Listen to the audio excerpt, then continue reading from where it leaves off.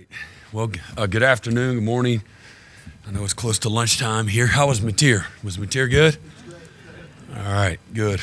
I got him all dialed up. I'm really looking forward for y'all to get an opportunity to visit with the rest of our newcomers. And it's a great group of guys, so you guys are going to enjoy that. It's good to see everybody.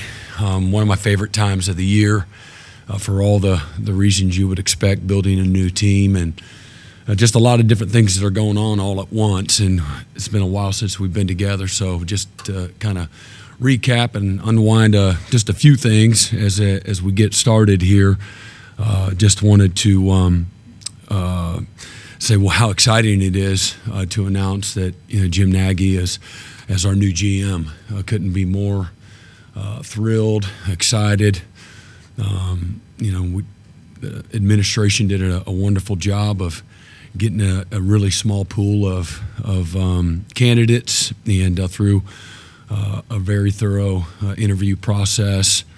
There was a great alignment that Jim would be. I know it's been called a home run, but that's how we felt, inside as well. And for all the reasons, that you would expect. And, he's got this incredible football mind and all of the depths of experience and just his levels of expertise in building rosters, the connections, the relationships that he has with all people with football at all levels, both professionally and collegiately, whether that's the scouts, that's the head coaches, that's the agents, that's the players, and he's represented, just been first class, his entire career. He's a guy that has this connection to three different staffs that won Super Bowls, and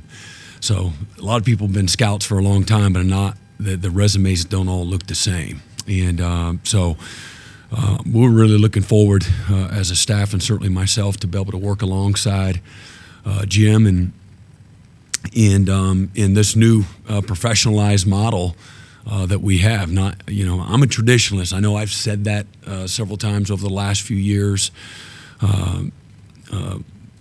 Loyal to a fault in many ways, but also I'm smart enough to realize things don't always stay the same, and you have to adapt and pivot and adjust to the new landscape, and it's changing every few hours, as we know, tongue in cheek. But the structure that we've put in place, and that Jim and the staff that he creates in that front office space, will get us closer to a professionalized, model in talent retention, talent acquisition, player valuations, contract negotiations, and so much more. Just looking at short-term and long-term, there's a capology that goes into this. That's a very complicated space. And you've had to kind of figure it out, year by year, the last, since it really started. I think most people we don't know what the rules are, what the limitations are, and how things are going to change. And so you've done the best that you could under the circumstances, these last few years. So we're all looking forward to that structure and the boundaries and the guardrails that will be in place through that structure to help you be successful. And I just appreciate the administration for carefully and thoughtfully, putting together this model through a lot of hard work and research, led by both Randall and Joe both, and as well as President Harris in nailing this and getting it right. So obviously the test of time will always tell, but there's still a traditional personal part of the recruiting process. And so for all the ways that it's similar to an NFL space, college football I'm talking about, there's also ways that it's not. The age group is much different level of maturity that we are dealing with, and we don't get to draft guys. We gotta recruit them. I can't make somebody like me. and or like us, and you've got to recruit them, and you still have to sell something my belief, other than monetary, value. If you can get the same or something close to the same everywhere, then what else is it? And so there's a development piece and certainly an education piece that we don't ever want to lose sight of, because the reality is, it's a very small percentage. The national percentage is under 3%, okay, of the guys in most college locker room, the average college locker room, will ever get an opportunity to be on an opening day roster in the NFL. And so, but we can, the number's going to be a little higher at a place like Oklahoma. And, so we've got to do a great job of continuing to sell, the entirety of the vision, development, education, connection, and life after football as well. But Jim, his wife Lindsay, his daughter Lillian, they're on their way. I think they're landing any moment. And he's got a son at Auburn as well. I'm sure he'll get an opportunity to be around as well. But just absolutely thrilled. Again, an assassin on the field, but just a great human being as well, and great leader off the field. So looking forward to partnering up with him and his staff as he builds that out. Just a few other things, just to kind of catch up. I wanted to just comment on the combine and how Danny and Billy and Ethan, I think we had 11 scholarship seniors that and no underclassmen declared for the draft. So we had 11 scholarship seniors that were available to be able to go to be invited to the combine. We had 3 of them that got invited, and those 3 guys just crushed it. Did a great job, and not surprised in any way. I think they all created some value for themselves, and so I would just like to.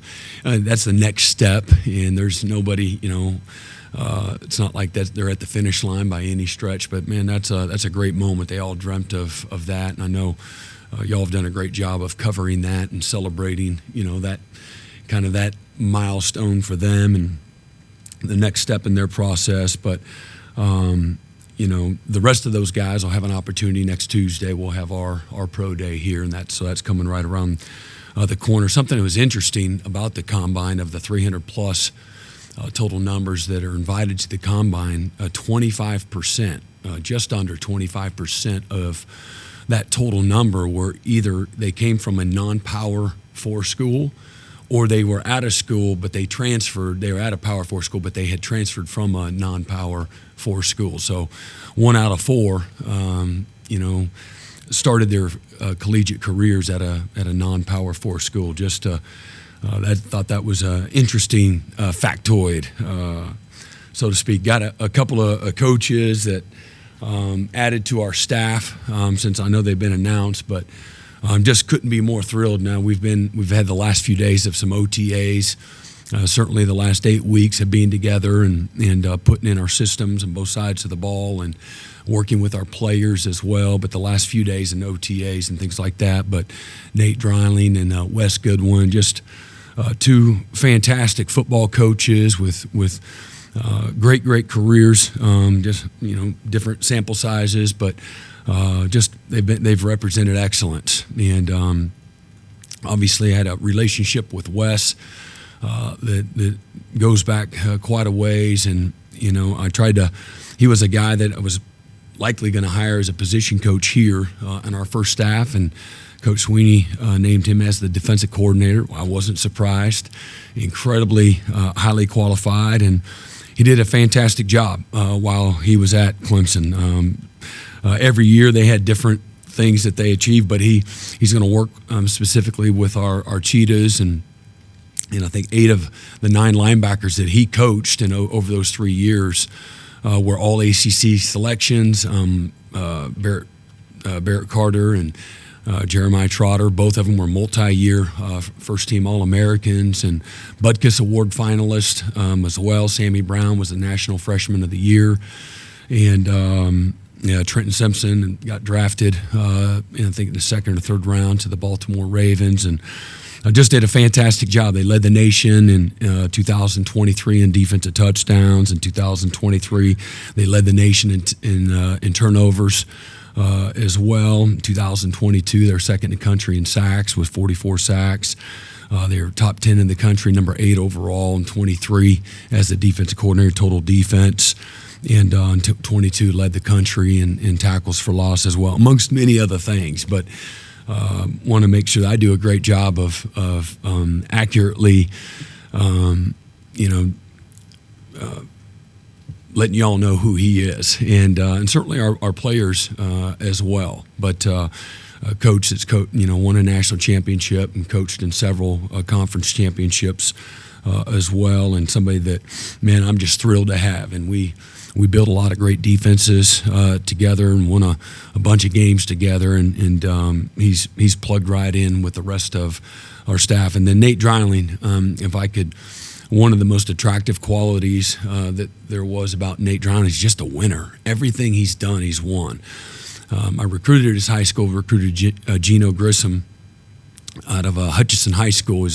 Nate's dad was the head coach, Randy Dreiling, at the time, and I think they maybe had won 5 straight state championships.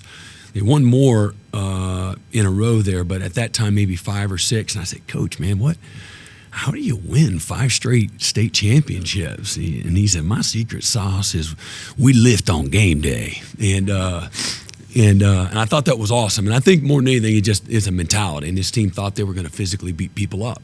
But Gino came out of that environment, and I really loved Nate as a recruit out of high school. We didn't offer him, and he was just a step slow, and we missed on him because he was a hell of a player. You guys know, probably, again, I would just remind you, he's a 4-time All-American, collegiate All-American. He was the National Freshman of the Year, led the nation in tackles as a freshman, won a national championship as a senior, and and comes from an amazing pedigree. I think his dad's won 10+ state championships there in the state of Kansas, both at St. Thomas Aquinas, where he's at now in Kansas City, and as well as Hutchinson High School. But Nate is a guy that comes from, I'm attracted to, he came from programs where he had to figure out how to do more with less. And he worked at a school there in New Mexico State with what we just call ball coaches. Jerry Keel, one of the best football coaches in the last several decades in college football. A great leader. Reminds me of Jerry Keel. He's a lot like a Bill Schneider, in my opinion. And then also worked alongside, I think, Coach Beck, that's now the OC at Vanderbilt. They were coordinators there, and Nate took a really bad unit and immediately had an immediate impact. And we had actually watched some of their crossover games and some opponents that we had played, and some of our coaches had built relationships with Nate and had a familiarity from his football acumen. That's it, and watched him do a really good job under the circumstances, but really produced some really good units and some good statistics and some things that he was able to do. Was thrown into the fire, took a coordinator job at Utah State, and was thrown into the fire as the interim head coach when they let their head coach go, and last July, I believe it was. And as his wife is battling breast cancer, he courageously took that upon himself. And it also told me a lot. You just got there, and they named you as their interim head coach. You obviously have made an impact, some shape, form, or fashion. Not surprised. Again, he's an alpha. That's who I would say Nate Dreiling is. But one of the most attractive things as I was interviewing several people that I had with Nate is, he said, man, I'll walk to Norman, Oklahoma. And I don't care about money. I don't care about titles. I want to come work for you and work with that staff and coach at Oklahoma. And I want to help you be successful. And that's not the only reason, but that was another, some people are really needy, and that's fine too. We had plenty of resources to make sure we got the right guy. So between the two, I got 2 guys that, have coordinator experience. They've got this amazing pedigree and track record not lengthy, but really good in a very short amount of time. And then, just like I'd hoped, man, it's been the chemistry and the cohesion, which is incredibly important, and you can't put a value on immediately. Man, this is a group that has great mutual respect and trust, and really feel very strong in the depth of knowledge and all situational football, all the things from a coordinator standpoint. You're going to go bam, bam, bam, bam, bam, and there is an alignment in some of the philosophies in all of those different areas as well. That's going to mesh really well and has meshed with our staff. So I'd been remiss if I just didn't mention those two guys, and they'll get an opportunity as well here this spring to get in front of y'all, so you can get to know them and their families as well as they help us this season and this spring certainly. Just a few other things as well that I wanted to touch base with. You guys know that we lost 32 scholarship players, and we signed 32 scholarship players, both in the transfer portal, 19 on offense and 11 on defense, and then we signed 2 scholarship specialists, and we got a couple of other guys as well that are preferred walk-ons. And then we also put Ben Anderson, who's he's one of the, he's going to play this game a long time as one of our scholarship players. Ben Anderson, our long snappers, he's now on scholarship as well. But we do have a few players that will not be available, and I wanted to cover that with you guys. We have 9 guys that your typical out of season, hey man, let's get these guys. A lot of guys battled through some injuries. I know it's been well documented, all the guys that were banged up and didn't play during the season. But there's several guys that actually just played through some injuries that aren't abnormal. Heath Ozida will be out, had a labrum. Cade McIntyre had a labrum, just been high school injury. Jaden Jackson played all year with a labrum tear, so he'll be out. Logan Howland, same thing. Got guys that just fought through it and battled through it, and but they'll all miss the spring. Seth Freeman showed up here. He didn't have an ACL, didn't even know it, as a long snapper. KJ Daniels, he's had a hamstring from high school. Just he can't get over it, and we're going to help him get over it. Just keep him. It's a severe hamstring injury, so he'll miss most of the spring. Andy Bass re-injured his ACL, so he's back at it a second time. And Javante got hurt in a game there late in the season, and with a foot, and so we're going to keep him out of the spring. And then Darius Afalava had a high school injury that he's been a part of OTAs and might do it next couple of days, and then we're going to put him on the shelf and get this old a cleanup job on one of his knees, just something that he's battled through, and just with the pain. So he'll miss the rest of spring. And we'll have a handful of guys like a Peyton Bone that will be part-time, and he's a guy that battled through a turf toe all last season, and really affected him. And he just played through it week in and week out. And those turf toes are really just it's a really funky injury. And then we'll have a handful of other guys. Gentry Williams will be a guy that he'll be cleared during the spring, but we'll try to take care of him as well, and be just a guy that we give him some individual work, but not any of the contact stuff, things of that nature. So wanted to give you guys an update on that as well. And we've had 8 weeks of training, and again, as I started out in opening up, just it's a fun time of the year to build a new team with your returners and all the new guys, both in the transfer portal and our high school guys.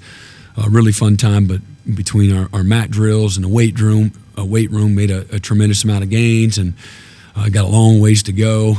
Get these guys used to all of our systems and how we do what we do, the weight room, academics, and we had our 5th straight semester as well, academically breaking academic records. So having good habits in the classroom is important. I think it bleeds over into every part of your life too. And so guys have bought in to that as well.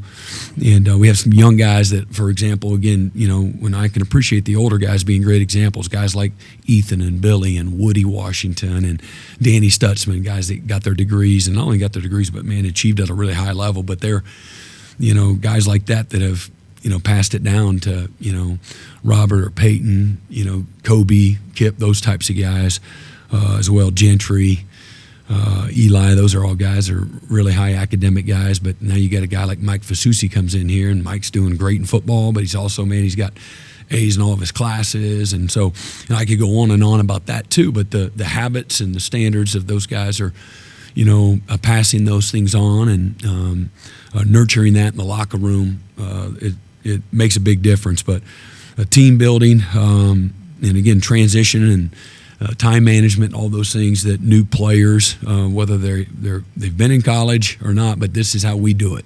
This is how Schmitty does it. This is how Schmitty's staff does it. This is how we do mat drills, and here's how we do fourth quarter drills, and this is how we do speed school, and this is how we do walkthroughs. All those things that are brand new for so many guys. So. And then every year you kind of start over and you reestablish, things that, standards and expectations and things of that nature. Go right back to the basics and you build it from the ground up. But really pleased with the gains that we made over the last 2 months in the weight room and with our speed school as well. It's very palpable. Some of the young guys that are eating 3+ meals a day for the first time in their lives, they made even more gains. But you've seen it across the board and now again just systems and cohesion and building your leadership, and then the trust, the accountability, all those things that are important to building your team so you have a good product in the fall. There's no guarantees for anything, obviously, but I think foundationally it takes that, and so been real committed to building that out the right way, and still have a tremendous amount of work to do as well. So really fun time, as I said, that time of the year. We went back and looked just studies wise. It's been close to 2 to 1 from an injury standpoint. When we had an inordinate amount of injuries this year compared to our first 2 years, and so looked back at every part of our program and where we can get better and just be more efficient and keep our guys healthy.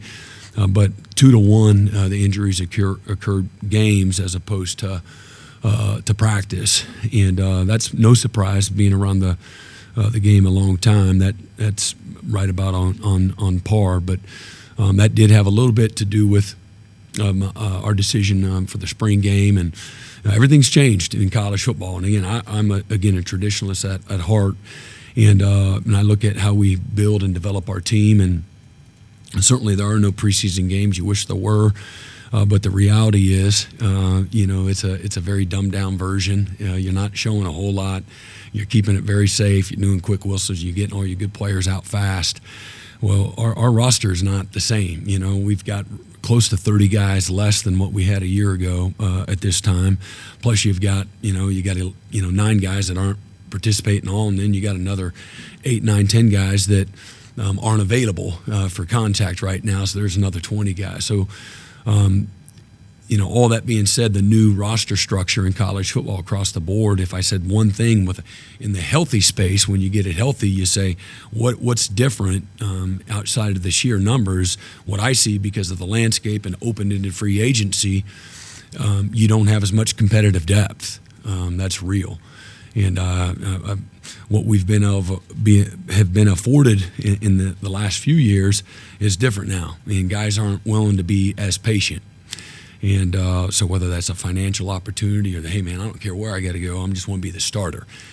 Now I can leave at any point in time. That's real as well. So don't have the same competitive depth as you got $20+ million, now roughly invested in a roster now, on top of the scholarships, and then you have an opportunity to we'll have a normal practice that day, and where we get good situational work. We got quick whistles, keeping people off the ground, but we don't have the roster to divide up teams, and we just don't have those numbers. And but fan engagement's always been incredibly important to me. I think it's a great time of the year to be able to do that, and so I think. Administratively, that we've come up some really unique ways to still get a chance to see these guys compete and some of their talents and keep them out of harm's way, things of that nature. So excited about what that'll look like. And I know it's different. Change is not a lot of fun for anyone, but we'll just try to adapt and pivot and do what is best for this team and how we try to develop it, get it ready for a really challenging 2025 season. So with that, I got an opportunity for a few questions. Coach does have another application. We won't be able to take too many, but I'll start with Eric Bailey. I want to ask about Jim's hiring, kind of a two-part question. I wanted to ask you, first of all, his hiring, how much does that kind of take a weight off your shoulders in terms of this changing landscape, not having to worry about agents, not having to worry about recruiting, or just placing your focus more on recruiting, not worrying about dealing with agents? And secondly, wanted to ask you a little bit about his dealing with agents. He has that in his past, and it's something that you really can benefit from, his ability to do that. Yeah. So everything you said is real. I think the biggest thing from a time management standpoint, that takes a load of time. It gives you back to, again, the things that you want to be as a head coach, developing your team, doing the X's and the O's, focusing on your culture, giving your coaches the resources they need to be successful, so that took a lot of time, and you already have a very finite amount of time as it is. And so not being, stretched thin is, and having a staff that's all they think about 24/7. And again, emotionally, there's certainly a business aspect to it, and but man, I care about people in this space. So you want to still be who you are and be able to make good business decisions.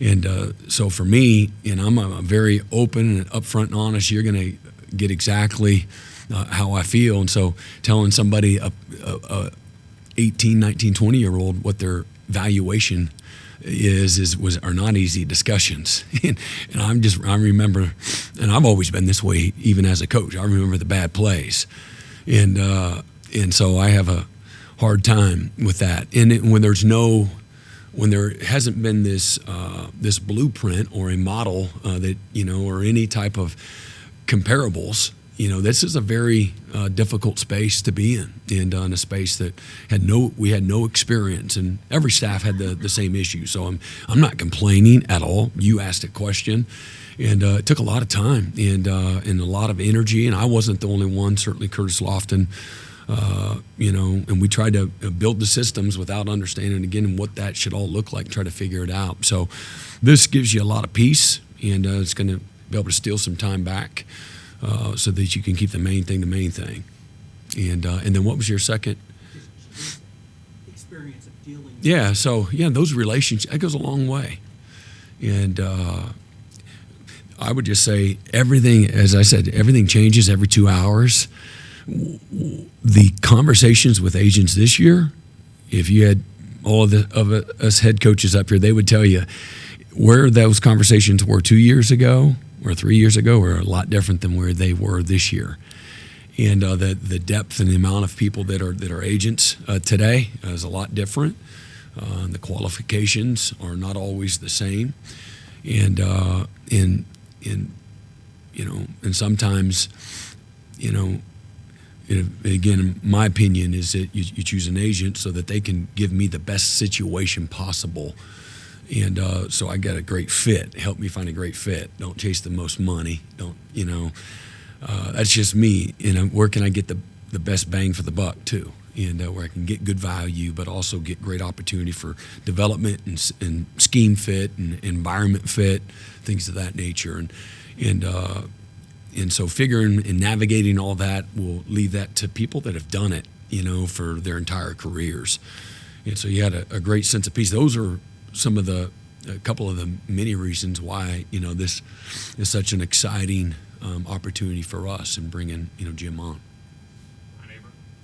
Yeah, Brent, sort of following up on that, wanted to ask about your role in recruiting and Mhm. how much that evolves through this, whether it's maybe back to some things that you used to be able to do, Yeah. or how much that changes sort of at all levels. Yeah, I would think that it's the same as any college football coach has ever been in regards to.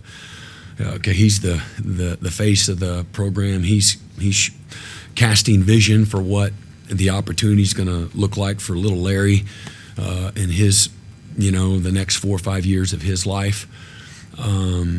There's a connection piece to that. And there's this holistic development piece. What's a day-to-day life going to be in this program, the culture, and those types of things. So I don't think that you lose that personal touch. I think the efficiencies of the systems is what Jim and his staff are going to manage. And instead of starting with you're in the middle of the ocean, if you will, and casting a net out there, I think they can get us focused a little faster because of the efficiencies. We're doing ball, and man, they're doing recruiting 24/7, and then they're going to utilize the staff, and they're going to understand the footprint. I do think that part is still, it's not the New England Patriots going to have the same pull everywhere you go, because you don't get to draft them. They have to choose to come to your place. So this feels a little uneasy up here, but. Okay, so where do we have a good footprint? And then, okay, what's the footprint for the SEC? And guess what? By the way, Oklahoma is the furthest school away from that footprint. We have to do the most traveling. And if you look at the combine, that's where's the east is that way. And so that's where the players are. But again, you don't want to, and again, there's deep-seated connections there too.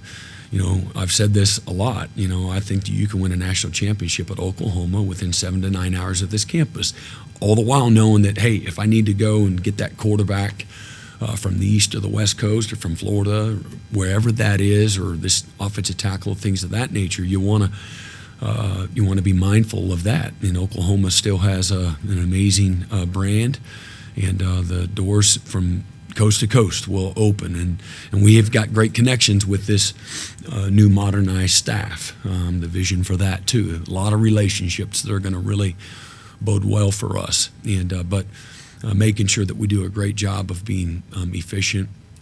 They'll utilize and lean on us, and then hey man, we hired you, we're paying you to also have your impact and influence, your DNA all over this. And you want to hire people that are smarter than you, that are more qualified than you. That's what you want to do. And then you want to empower them to go do work. But they'll help us get to a really efficient space, and the coaches will have an impact and influence on some of that and choosing guys. All right, here's your 3 choices, or things of that nature. I'm being incredibly broad and general there. But and then they'll have to, the staff here will, and we've already built that in our systems. Curtis built that in our system to put a grading system in our own roster that'll also translate into a grading system, as you look at talent acquisition as well, and the things that we value from players that we're looking for in our systems at each position, and what we're looking for, and then graded our own players. And that'll be different. We're not having to do that as much as in-house Jim and his staff will. They'll constantly be, evaluating our current roster. And I've told these players, for almost 2 years now, things are changing, and y'all need to adapt. We're going to have to adapt, and your job is to create value for yourself every single day. You can't just blend in and not be on a list, and everything's going to be okay. That's not going to necessarily keep you here, being a good guy anymore. And there's a lot of factors that go into it. and not everybody can be a developmental guy. And but we all value, and I know Jim and his staff, they'll value, developmental people too. And we want a roster that's stable, that's cohesive, that there's some consistency to it. And so I think, when you get a chance to visit with Jim and whoever else, is hired on that staff, that you'll see some type of a blend that'll be in that 70-30 high school to portal, 75-25, something that creates the foundation and the stability that you want. And, we got to do our part in having success on the field that can continue to attract really good players out of high school and the portal as well. And then they'll do a good job in the evaluation process. But it'll be a collaboration, but we need to lean on, these guys and we did actually experience with that. As I go back here, with Jake Rosenberg and the portal, we utilized an NFL staff, and they helped manage it in the same structure basically that we'll have now. The coaches graded a bunch of players. The scouts graded players, and then they put values on guys. And we had a budget that we dealt with, and then we picked the best guys based on the needs and the budget. And we got to an agreement, an alignment. Like, all right, let's go with that guy. Everybody in agreement. Let's go. And with no looking back, and everybody is excited and moving together. So we got that during a small sample size. And what I liked, and I know that coaches did too, it was just a very consistent, coherent approach, that we had structures in place and a lot of clarity, both on finances and, again, what each guy had real value prior to them ever even coming on campus. Mm-hmm. Yeah, Brent, John Mateer, you've been around him 2 months now. What have you learned about his personality, his leadership, his demeanor, those kinds of things? That's a great question. I think he's got great competitive maturity to him and competitive toughness. He's consistent. He likes the locker room. He's a football junkie, a gym rat. He's up at the facility nonstop. He's got one other person other than a coach that puts in more hours than him. It's Jaron Canick. And so I think it's his cross to bear to be in the facility more than Jaron Canick. And but no, I say that he's blended in and transitioned incredibly well. He's about that work. Players recognize his talent immediately, but he's incredibly competitive. He's got a great maturity about him, and he's a very process-driven, young guy. George? Yeah, Brent, I wanted to ask you about your decision to call the defense this year. Mm-hmm. What went into that decision? Does that speak to just, I guess, how big of a year this is for you and this program? Yeah, well, every year's big, and for me, I know I've said that. I don't think people really well, that's just coach speak. But I go back to my first year when Bill Snyder hired me on an interim basis. You ever been hired on an interim basis, where basically they said your job's on the line? I'm watching everything you do, and your first screw up, there's no guarantee, and I'm also going to pay you pennies. All right. Well, that was my first time, and I was so thankful. But I've literally had that mindset my entire career. Every game's that way. Every day I show up, something's on the line. My job's on the line. I've had that for 30 years. I'm going to hire you. I'm going to pay you $30,000, and I can't promise anything that you'll last past the summer. All right. That's literally what I was told. And I said, oh, thank you, God, thank you. And I've had the same mindset. And I believe, because I've had that same mindset, that I don't go like this and everything's on the line. He's fighting for his job. I've been fighting for my job every year. Like somebody's holding me under the water trying to drown me. And that's been my mindset. That's been my attitude when I come to work every day. So nothing's changing for me. Do we need to be better? You're damn right. Does your mindset got to change? Nope. And why am I going to call the defense? Because I'm good at it. And I'm confident in it, and we've got a great staff. And if I'm going to be successful, if the players are going to be successful, if the product is going to be what we want it to be, it's going to be because of all of us. And somebody's got to lead it. I did that in 23. We made improvement. in some areas not as much as we wanted, but so I know what that looks like in managing game day and in season, out of season, the meeting room, practice field, all those things. I know what that looks like. I have a good feel for that, but many people do it at a really high level, where they call an offense or call a defense and have a lot of success. No guarantees with anything, but it's a comfort zone for me. And last year we went 6-7. I didn't call the defense, so that didn't work very well, right? So look at you can look at it a lot of different ways, and everybody has a narrative that they'll, write stories, and I'm not in control of that, but. I like our roster. I like our players. I like our leadership that we have. I love our coaching staff as well, and how we'll work together. What's the best? Do you bring somebody in and start completely over with somebody that you don't know necessarily what the resume looks like, and do you promote somebody from within? And I know how I am. Again, it's been on the line my whole career. I don't have this when we get in that stadium. When they get in that stadium on game day and it's 3rd and 12 and you got to make the call, everything's quiet for me. It ain't loud. It ain't, oh my God, all this pressure. That ain't that way for me. It's a freaking safe place for me. It's as quiet as all get out, and that's just for whatever reason. That's how it's always been for me. And but I can't necessarily say that had I promoted from within. We got some excellent coaches, and so I said, I don't want that, on any of those guys. I'm built for that, and so I don't say that in any kind of egotistical way, or I would do way better than anybody else. I just know that's a very comfortable place for me, and good or bad, I'm comfortable in that space, and so.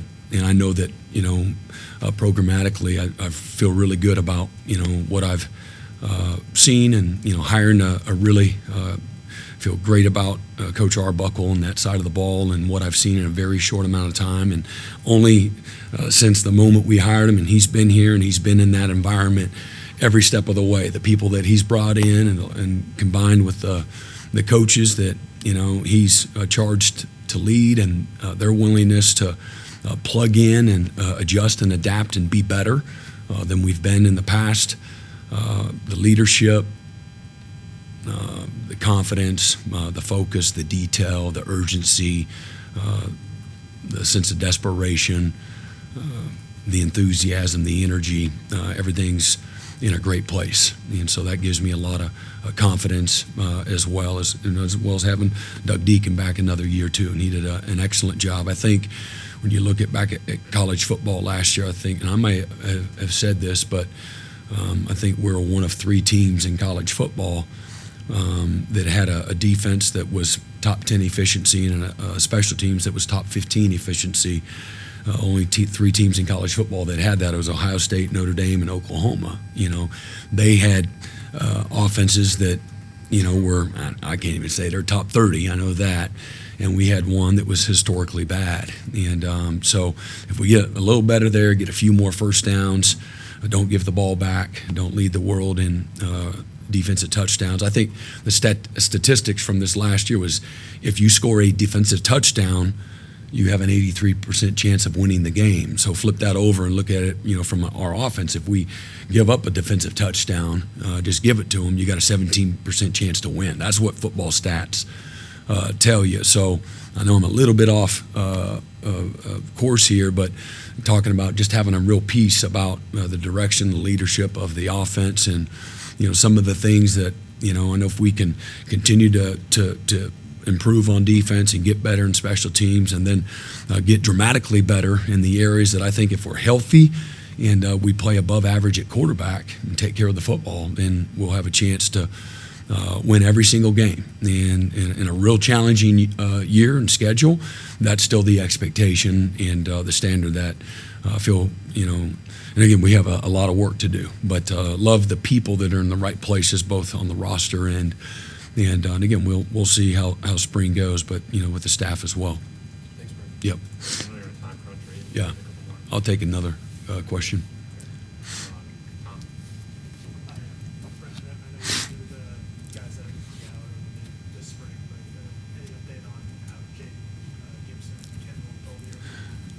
Yeah, well, again, as of yesterday, both those guys had very limited non-contact positional work, and I think Jaden was working some routes on air, and might have had a small setback. We'll get final word back on that, so don't want to really say anything in that regard. Kendall has looked good, in again a limited capacity as well.